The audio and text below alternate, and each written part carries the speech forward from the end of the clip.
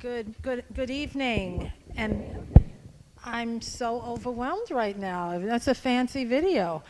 I want to thank the board and everyone that nominated me from Determined to Educate, Alicia and Cindy.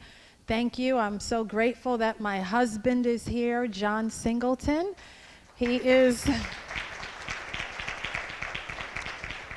He surprised me. He's a principal, and I was calling him all day saying, "Where are you? Where are you?" And it turns out he was headed here.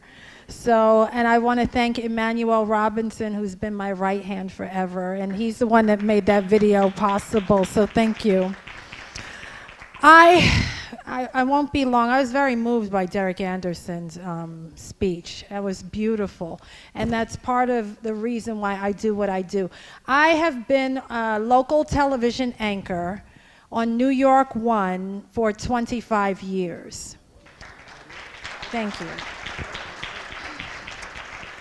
And some people have problems saying their age, but I'm not ashamed to say it. I'm 21 years old.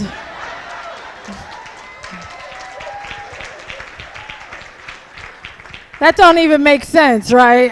At New York 125 years. No, I just turned 50 in September. Ain't no shame in my game. Thank you. And I want to tell you, as a journalist, I have had the unenviable task of reporting on the mass murder of our Black and Latino youth. And I am a wife, I am a mother, I am a daughter, I'm a sister. I have a son who's 18 and a freshman in High Point. And I raised my son in the United States of America in terror, never knowing if my son would be the next one. Because we all know there's no place to run and no place to hide. I live in the suburbs, they getting killed there too. It doesn't matter. I should not have had to raise my son with my husband in a state of fear. This year, I reported on a murder that touched me deeply. A young man in Harlem had his hat stolen. And he looked at the bully that took it, and he was afraid of him. So he went to his father and said, "Dad, he stole my hat. It's on his head." So his father naturally went and snatched the hat off the boy's head and said, "That's my son's hat. Why did you take it?" That boy reached into his backpack and blew him away. It happened in Harlem this summer. That had and here I am, once again, for the 50,000th time. For those of you that see me, you know I'm on the air for hours and hours. And I had to report that story knowing this was someone's son that will never see the light of day again. That was someone's father that went to the cemetery 7 days later. There is something happening in our country that I fear that we're taken to be normal. And yes, I've been reporting on these atrocities for 25 years, but one thing I tell you, I will never let them make me think it's normal for our children to be killing each other like this. Never, never, never.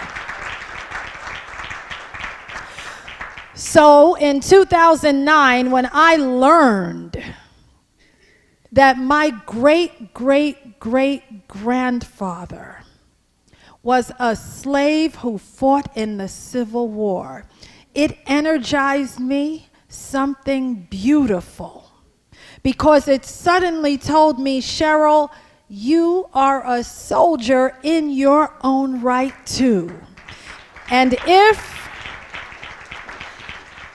you take the time on your days off and walk into the schools of East New York, of the South Bronx, of Harlem, all the schools that people write off these kids like Derek Anderson, before they're even born, they've written them off. You go into these schools, I heard my ancestors tell me, and you remind them that they come from greatness, that they come from people who overcame insurmountable obstacles. Remind them of the price that has been paid.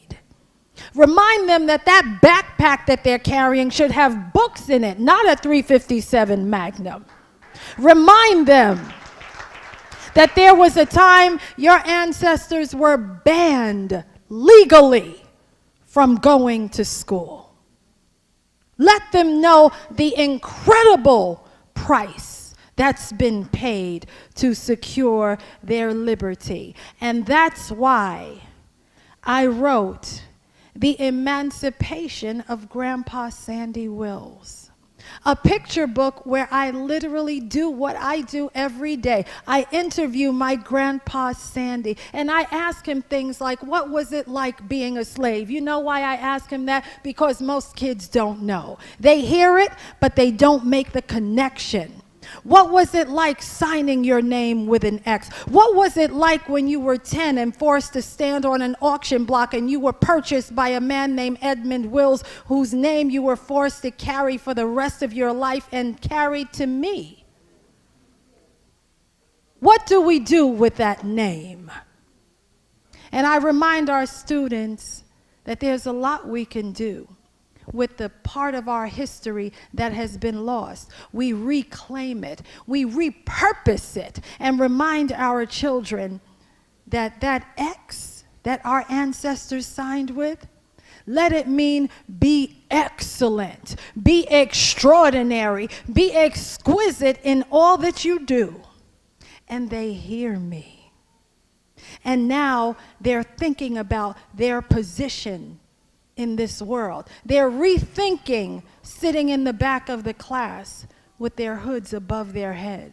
They're rethinking their place in society, learning that there are traps set for you everywhere. You don't have to keep falling for the okie doke.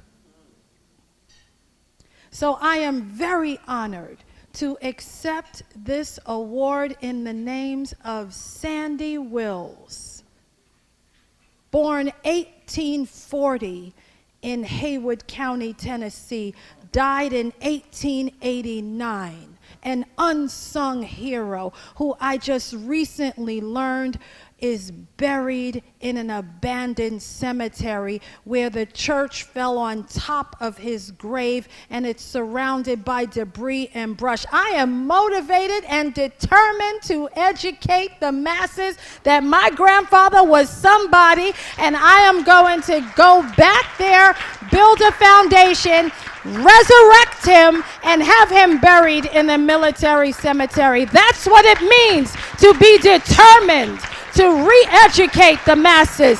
Ladies and gentlemen, thank you for this award. I will continue to march on until I stop reading the atrocities of our children.